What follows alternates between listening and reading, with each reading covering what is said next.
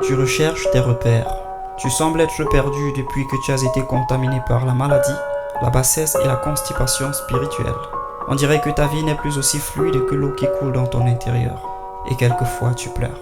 Tu pleures parce que tu es convaincu que ta vie n'a plus de sens. Tu pleures parce que tout le monde méprise tes efforts. Tu pleures parce que tu te dis que tout le poids de l'univers te retombe dessus. Et comment ne pas pleurer quand tu te trouves coincé dans le labyrinthe de la vie, sans issue, sans accès à la source de la joie et de l'épanouissement? Comment ne pas pleurer quand la compromission vient remettre en cause tes nobles efforts? Comment ne pas pleurer quand tes capacités se trouvent marginalisées au profit de quelques biais? L'amertume que tu nourris pour la vie est grandissime.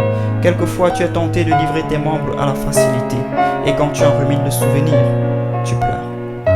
Tu pleures parce que ton intégrité, ta fidélité et ta loyauté aux nobles principes de la vie te clouent dans une temporaire pauvreté matérielle et dans l'inertie. Tu pleures parce qu'elles attisent sur toi la haine et le ressentiment. Tu pleures parce que ta passion pour la vérité et la justice est contestée. Mais tu devrais le savoir. Au bout de tes efforts, de ta constance et de ta persévérance, t'attendent ta victoire et ta couronne. N'aie crainte de la nuit et des différentes controverses présentes, car demain ton soleil se lèvera, ta lune brillera et tes étoiles scintilleront. Car demain c'est sur la rive de tes larmes que l'humanité viendra répandre son âme, chargée d'angoisse et de chagrin pour que tu lui ouvres tes lendemains. Demain, c'est à la source de tes larmes que tes oppresseurs d'autrefois viendront s'abreuver.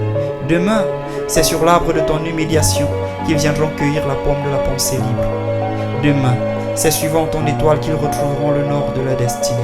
Comment te sentirais-tu?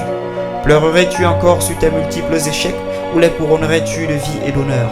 Mépriserais-tu les leçons cueillies dans le jardin de ta misère et de l'oppression? Obscurcirais-tu l'éclat qui jaillit de la fournaise de tes peines? Ou verserais-tu les eaux de grâce puisées aux sources de ta sueur cramoisie? Non, au contraire, tu célébrerais tes jours d'autrefois. Tu célébrerais tes jours de peine et d'angoisse parce qu'ils étaient faits pour te conduire où tu te trouves aujourd'hui.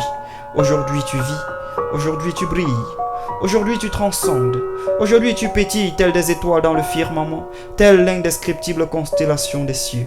Aujourd'hui tu influences ta génération, aujourd'hui tu donnes à l'humanité un sens divin.